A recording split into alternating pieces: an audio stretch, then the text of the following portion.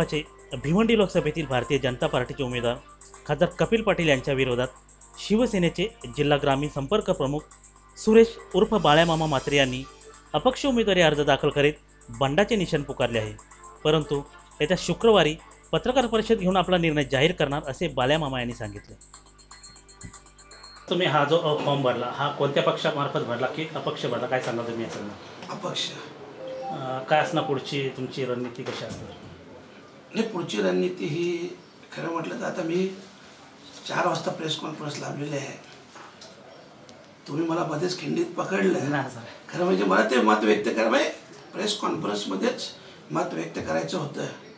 परंतु हे तुम्हाला सांगतो का भिवंडीचा सर्वांगीण विकास गेल्या 10 वर्षात पाहिला असेल। पहिले खासदार सुरेश टावरे, ते मौनी खासदार आणि आताचे कपिल पाटील हे चैनी खासदार।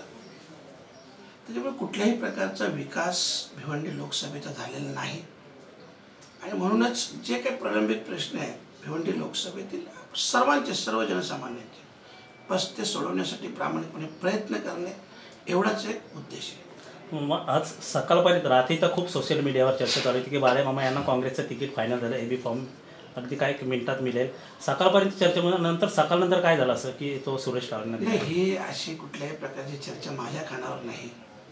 मी फक्त झी24 तसं पाहिलं होतं, पण मी काँग्रेसचा प्राथमिक सदस्यही नसल्यामुळं तसा काही विषय नव्हता। परंतु मीडिया तुम्ही कुठलीही न्यूज बनवू शकता, तशी काही न्यूज बनली असेल तर त्याची मला कल्पना नाही। भिवंडी लोकसभेमध्ये बाळ्यामामा म्हणजे चर्चेतलं एक सूत्र ठरलेलं आहे। यापुढं सर्व गणितं बाळ्यामामांवर डिपेंड केली जात आहेत, तर नेमकी तुमची निर्णायक भूमिका काय असेल? निर्णायक भूमिका ही मी शुक्रवारी कळवेन, कारण उद्या आणि परवा 2 दिवस भिवंडी लोकसभेतील सर्वच पक्षांचे लोकप्रतिनिधी आणि प्रमुख कार्यकर्ते, सर्व ज्या काही समाजसेवी संस्था असतील त्यांची प्रमुख लोक या सर्वांना मी भेटणार आहे, त्यांचं मत जाणून घेणार आहे आणि माझ्या मनातले जे काही प्रश्न आहेत हेही प्रश्न त्यांना सांगणार आहे आणि मग ते समजून घेऊन मी शुक्रवारी माझा एक निर्णय जाहीर करेन। आज विषय भिवंडी लोकसभेचा, परंतु भिवंडीमध्ये शहापूर, मुरबाड, अगदी वाड्यामधील काही जो ग्रामीण भाग आहे या संदर्भात तुमचा जनसंपर्क कशा पद्धतीने असणार आहे? जनसंपर्क तर आपला चांगला आहे, त्याच्याबद्दल काही विशेष नाही। आणि आता जिल्हा परिषदच्या माध्यमातून 100 वर्षात आम्ही चांगली कामं केलेली आहेत, त्याच्यामुळे तो जनसंपर्काचा काही विषय नाही। परंतु खरं म्हटलं तर या सीटवर शिवसेनेचाच हक्क होता।